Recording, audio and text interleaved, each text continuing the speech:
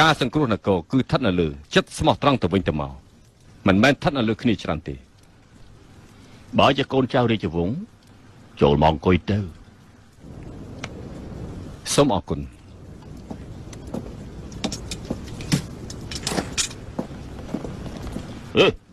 បងប្រុស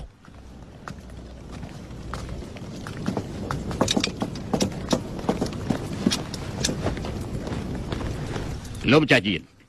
អស់លោកថ្មីត្បិតយើងលើកតបវៃប្រហាគីប៉ុន្តែយើងគ្មានលេសបញ្ចេញតបតើហេតុអីទៅពីព្រោះយើងខ្វះសារលិខិតមហាក្សត្របើយើងគ្មានសារមហាក្សត្រ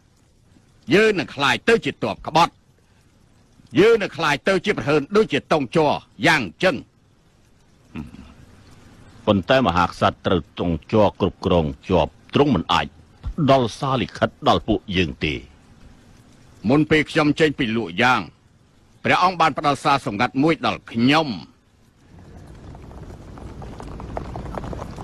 ក៏ហៅអ្នកទាំងអស់គ្នានៅក្នុងលោកជួយសង្គ្រោះទ្រង់កំចាត់ជនក្បត់